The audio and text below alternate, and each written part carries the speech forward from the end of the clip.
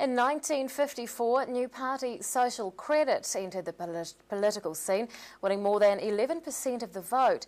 60 years later, the party is still in the mix under a slightly different name. Dunedin's Voight was recently reselected as the Democrats for Social Credit Dunedin South candidate. He joins us now to explain what the party is all about. Good evening, Warren. Good evening, Rebecca. Tell us a little bit about the party and what it stands for. Okay. Social Credit began in 1954, as you said, and so we're celebrating 60 years as a political party, and we stand for economic and environmental justice based on our unique financial policy of economic reform to create a prosperous and independent, secure nation. Now tell us a little bit about the party's economic policy. Okay, well, instead of the current system of private banks creating loans which causes a fiscal drag on the economy due to the interest factor, Democrats for Social Credit believes that the Reserve Bank should have the sole right to create all new money in the economy through a system of equation to goods and services provided. And tell us a little bit about yourself and your history with the Democrats. All right, well, I'm a self-employed massage therapist, and I have had a few other occupations over my time.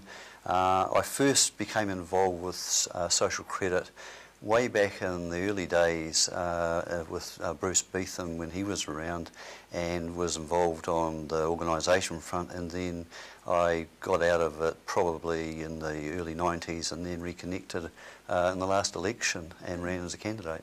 What sort of membership and support do you have in Dunedin South? We've got a fairly solid base of members which we're currently expanding on.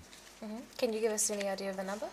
I wouldn't like to put a firm number on it, but it's certainly up around 200-300 perhaps.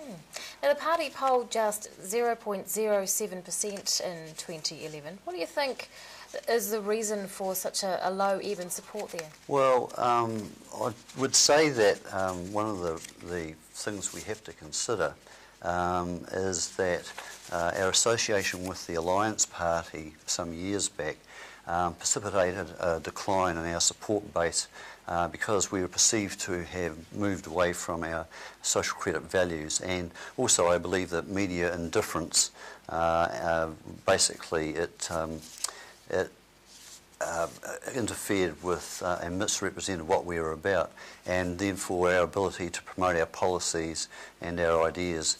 Also the preoccupation with left versus right, and our image of substance, our image over substance has only played into the hands of the major parties. But it doesn't get over the fact that current governments aren't addressing the issues of economy, equality and ecology. And just quickly, you've raised some concerns about the Trans-Pacific Partnership Agreement. So yep. What are your concerns? As a political party, and contrary to popular belief, we are,